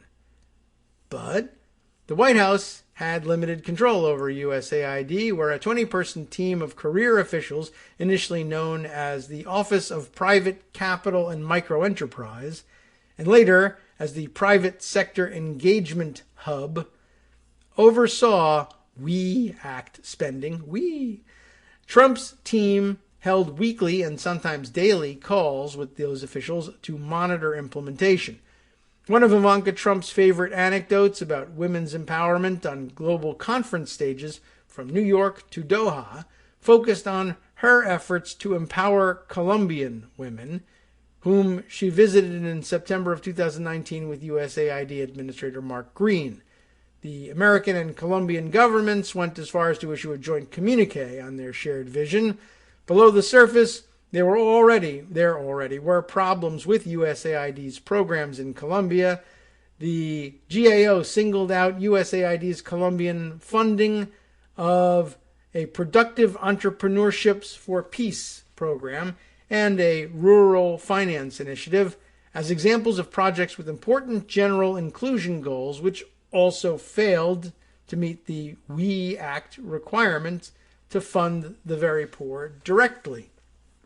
USAID has not defined and does not collect information necessary to meet its statutory targeting requirements, the report noted, including by failing to obtain survey responses from 26 of its 47 bureaus around the world on how they distributed funding. The GAO's 6 recommendations for USAID focused on establishing new internal processes that can provide reasonable assurance that the money allocated by Congress gets to its intended recipients. USAID, which is now under the leadership of Acting Administrator Gloria Steele, as Samantha Power waits for confirmation of nomination to lead the agency, has accepted all 6 recommendations. Colleen Allen, Acting Assistant Administrator of USAID, in a written reply to the GAO report, said the agency has already partially implemented several of the recommendations and recognized the need for better early planning. All right, looks like we're getting to the end here. It doesn't say anywhere that Ivanka stole the money, which is surprising. She just wasted it. Representative Lois Frankel of Florida, a co-author of the WE Act, told Politico, while the GAO's findings were disappointing, the WE Act included this reporting requirement so that Congress can continue to oversee the implementation of this important law, adding that she was pleased USAID accepted GAO's recommendations. The GAO audit was based on official financial accounts and interviews with USAID staff based in 11 countries. The report noted that some of the problems linked to mismanagement of the allocated funds date back to 2015, before the WE Act was signed into law. And I guess before the Trump administration came to power. So, all right, very interesting. And I guess most interesting of all is the idea that there was terrible administration of Ivanka Trump's signature policy initiative. 2, surprising that she had a major policy initiative. And 3, that she didn't steal the money, or at least not obviously, and not according to Politico. So I'm pleasantly surprised by that. Let's see what else we can share with you that might be of some interest on a Friday.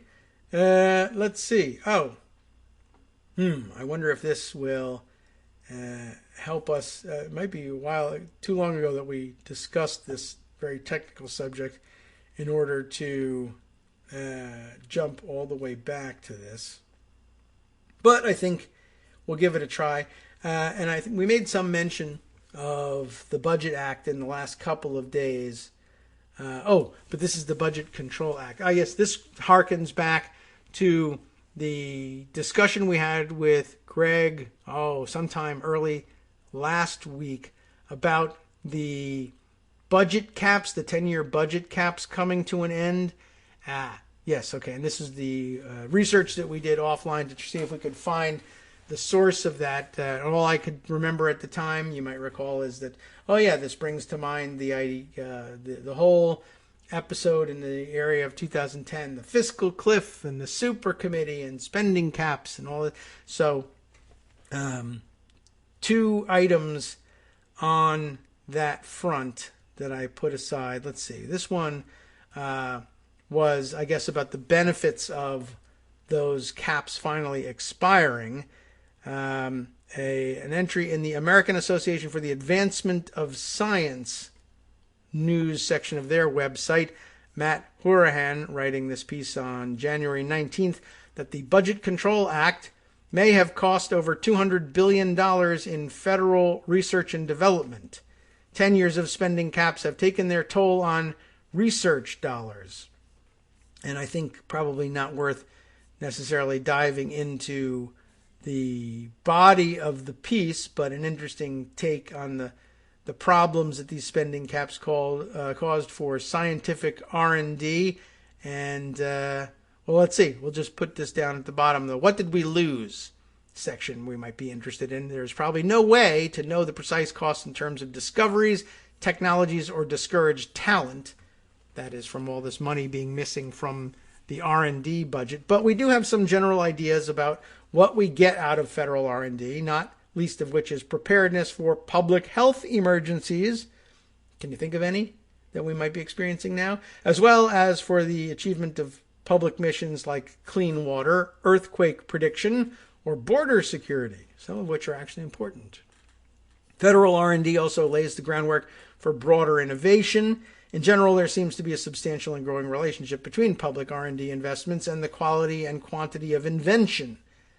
According to one recent study, a $10 million increase in NIH disease research generates on average an additional 2.7 pharma patents. Evidence suggests patents associated with federal research tend to be more influential and novel. There's also evidence that public R&D leads to crowding in, stimulating additional private R&D investment. And this may be particularly true of small firms and startups in advanced technology areas, which are more likely to be cash-strapped and in need of capital. So you get the idea clearly that we would suffer, the entirety of the economy could suffer, and quality of life suffer from lost investments in R&D that got sacrificed to these budget caps. Now, why did we bring up the budget caps? So I think we were looking to try to figure out, now that they were being lifted, where did they come from in the first place? And perhaps the thing to do here is just simply refer you to this not overly long, but somewhat lengthy 16-page Congressional Research Service report on the subject. Again, for most purposes, really all we need to know is that the caps are being lifted. But I guess in our interest in finding out where they came from in the first place, so that we don't make the same mistake or don't let Joe Manchin try and force us to impose 10-year spending caps again as part of any other grand bargain to get him to move some of this legislation forward. Let's see. But was there a particular section I wanted to share with you? Maybe just the summary report, and that will give you some idea of where these caps came from. They were contained in the Budget Control Act and weren't, in fact, an outgrowth of the 1974 Budget Act that created reconciliation. Usually, as I mentioned, anytime you run into something that has a 10-year sunset attached to it is often given that sunset date in order to help it pass muster under the Byrd Rule and sneak into a reconciliation bill. But this was something different, so I thought I would inform you as to what, in fact, they were. When there is concern with deficit or debt levels, this frequently happens in Washington, despite the fact that we're learning that it ought not to happen, thanks to MMT, Congress will sometimes implement budget enforcement mechanisms to mandate specific budgetary policies or fiscal outcomes. The Budget Control Act of 2011, which was signed into law on August 2nd, 2011, President Obama at the time, includes several such mechanisms. The BCA, as amended, has three main components that currently, and up to now, it's starting to conclude now, but up until now, affected the annual budget. One component imposes annual statutory discretionary spending limits for defense and non-defense spending. A second component requires annual reductions to the initial discretionary spending limits triggered by the absence of a deficit reduction agreement from a committee formed by the BCA forming the stupid, equally divided super committee, of course. And third, annual automatic mandatory spending reductions triggered by the same absence of a deficit reduction agreement. And you remember maybe from our discussions in the past the difference between mandatory and discretionary spending. Mandatory spending is stuff that, well, it's just like it sounds, but it's mostly what we dismissively call entitlement programs, Social Security, Medicare, Medicaid, etc., are non-discretionary. Mandatory spending. Discretionary spending, pretty much everything else. Things the subject of annual appropriations laws. Mandatory spending is authorized. It's not authorized each year with authorization bills. It's authorized by pre-existing legislation like the Social Security Act that just says, from this point forward, this is how we'll allocate money, and you don't have to trouble yourselves annually with fighting over how much to authorize and appropriate. That's the main difference. So the Budget Control Act imposed these caps, and because You remember that they set up the super committee saying, well, of course, the super committee is equally divided, but of course they'll come up with something because the alternative is so terrible, no one could possibly countenance the imposition of 10-year across-the-board mandatory spending caps. Not mandatory spending, but the caps are mandatory, but not about mandatory spending. The language gets tricky here. But, of course, we did end up with those budget caps because anybody with any sense realized, well, everybody on the super committee is invested in making sure that the other side of the super committee doesn't succeed in anything, so it's going to be deadlocked forever. And lo, it was. Anyway, each of those components is described in further detail in the report, in case you want to read even more about it. The discretionary spending limits and annual reductions are currently scheduled to remain in effect through fiscal year 2021. Ta-da! Now we arrive here at that. While the mandatory spending reductions are scheduled to remain in effect through fiscal year 2029. So we still have to deal with those. Congress may modify or repeal any aspect of the BCA procedures, but such changes require the enactment of legislation, and you know what that means. Several pieces of legislation have changed the spending limits or enforcement procedures, including the BCA with respect to each year from fiscal year 2013 through fiscal year 2029. These include the American Taxpayer Relief Act of 2012, the Bipartisan Budget Act of 2013, and also referred to as the Murray-Ryan Agreement for some reason, the Bipartisan Budget Act of 2015, the Bipartisan Budget Act of 2018, and we have a lot of these, Bipartisan Budget Act of 2019. They just name it the bipartisan thing, and I guess it doesn't really matter whether it's bipartisan or not. Those laws included changes to the discretionary limits imposed by the Budget Control Act that increased deficits in each year from fiscal year 2013 through fiscal year 2021. Under current law, there are no discretionary spending caps in place for fiscal year 2022 and beyond. Hooray! Following enactment of the BBA, that is the Bipartisan Budget Act of 2019, the discretionary caps in fiscal year 2020 are scheduled to be approximately, I guess this was a report written back in the day when this was still relevant, scheduled to be approximately $667 billion for defense activities, $622 billion for non-defense, and for fiscal year 2021, the cap's slightly higher, I guess, $672 billion for defense, $627 billion for non-defense. This report, if you read the rest of it, addresses several frequently asked questions related to the BCA and the annual budget. I think you will have no more questions at this point. But just so you know, one, where it came from, Budget Control Act of 2011, forming the super committee. And if the super committee didn't do a job, then there would be these mandatory budget caps. They were put in place and they expired at the end of this 2021 fiscal year, which ends in October. So the next budget that they put together, not the next budget resolution, of course, since they might in fact do another one of those before they get around to the resolution on the 2022 fiscal year, because they want to sneak through another reconciliation bill. We went through that the other day. But they won't be dealing with the caps on the discretionary side, but still have them, I guess, in place for whatever reason through 2029 for entitlement spending.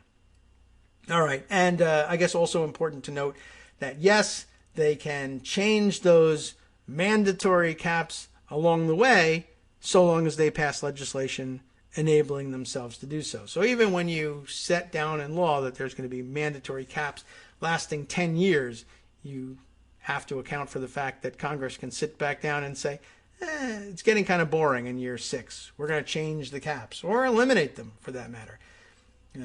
So there's not really that much discipline necessarily imposed by these stupid ideas, and maybe it's time to get rid of them and not use them anymore. All right, let's see. Anything else that we can share by way of short punches before we wrap things up? I can just give you the headline on this piece from The Hill from a while back in case you happen to miss it. Hillary Clinton commenting on the filibuster, saying that, yeah, it should be lifted, at least for voting rights legislation. That idea widely circulated.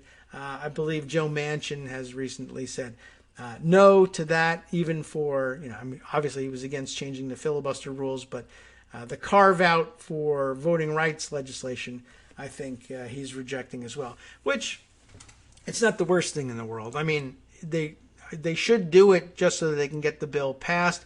Logically speaking, it's kind of stupid. There's no real reason to believe that line would remain, nor any reason to believe that the Republicans, should they regain control in the Senate, wouldn't simply claim that every bill that they are passing has something to do with voting rights legislation, either because it does and they just sneak in a line or two about it in order to make use of that protection, or they just lie and say, well, if 51 of you will vote for to table a point of order from Democrats that point out that there's nothing about voting rights in this legislation, then we can make use of the exception for everything. Which I say it's not so bad, because then at that point the rule collapses under the logical inconsistencies, and it just basically becomes an elimination of the filibuster across the board. And that's kind of what I think ought to end up happening anyway. So the fact that they disguise it as, at first, as being about critical legislation on voting rights, and the fact that the Republicans will doubtless abuse that exception later, doesn't worry me a great deal, because then, next time the Democrats are in control, if it ever happens again, after another Republican takeover, if that happens, then fine. It just means that, the way Democrats tend to do it, of course, they would campaign against the abuse of the carve-out by the Republicans, and then win back the Senate, and then say that they need to honor the carve-out and not avail themselves of the same tool that Republicans probably will have used a couple of times in the interim to pass some onerous and damaging legislation. But, mark it down. It's a prediction. It's going to take a couple of years to bear it out, but when it happens, we'll be able to look back fondly on today's show, even though we'll have no way of identifying which show it was that I said it on, and therefore no way of proving it later on. Okay, let's see. Anything else to add here? All right, because I'm limited in time here, here's something that I thought was interesting, and that our friend Bobblespeak had pointed out on Twitter. Just found this thing from Twitter commenter John Rogers, a TV and film writer and blue checkmark kind of person, who I think explained this concept very well. I don't remember exactly what it was that we were doing at the time. Oh, yeah. He's helpfully reminded me by including the tweet of Ross Doubthat from a month ago, back in March, at the beginning of the Dr. Seuss controversy, which isn't a controversy. And his name isn't Dr. Seuss, really, if you want to get technical about it. But John Rogers commenting on Ross Doubthat's commentary on the stupid Dr. Seuss thing. Ross saying, his Sunday column title at that point was, "Do Liberals Care If Books Disappear?" And you can see how stupid that is right from the headline. John Rogers writing a quick thread on what we in television writing call the idiot ball. I have a feeling that this concept is going to become useful to us in a number of contexts. The term is used to describe when one character, in order to make the show work, has to behave uncharacteristically like a complete idiot. It is usually a different character every week, and so that leads us to this. The term was coined, I heard, by actor Hank Azaria, who was complaining about a show he was on and asked, "Who's carrying the idiot ball this week?" The modern conservative intellectual movement is now reduced to passing around the idiot ball. Dr. Seuss is, or was at that point anyway, that week's idiot ball. And in order to be part of the show, i.e. part of the Republican team, you have to carry it. That's why noted intellectual Ross Douthat was taking a turn at this thing, right? You have to make bad faith or stupid arguments to be part of the Republican show. The difference is now everybody has to pass the idiot ball around all episode. Freedom Fries, Antifa, Dr. Seuss, millions of missing ballots, Neanderthals, remember that flash in the pan? Ordinarily, smart people have to pretend to be earnestly dumb and make idiotic arguments about each of these, or be tossed from the show. Ross Douthat, that is, absolutely knows that this was a decision by the rights holder to pull books with illustrations which are racist by even lax standards. This is their right, and it is actually a smart capitalist decision, but he has to carry the idiot ball. So now you have the shorthand. Whenever you hear some ridiculous fake scandal or outrage, you can just chalk it up to, oh, it's this week's idiot ball. And it says everything you need to know about both the subject and the person carrying it. But remember, the ball's just the ball. The person carrying it is the idiot. I love that. That was a great thread, and I'm glad it came to our attention. Something useful for you over the weekend to take with you into discussion with your pals and friends among those who are vaccinated, let's say. From networksradio.com, you have been listening to Kagro in the Morning with David Waldman. Right, or of course you could have this conversation through your mask. What's coming up next? No mask on. It's the West Coast Cookbook and Speakeasy. No mask because he's alone in the studio. Justice Putnam brings you all the stories, any that we may possibly have missed in our Friday roundup. Sure, of course, he's got them all, and some big names to call out. Coming up next. See you next week.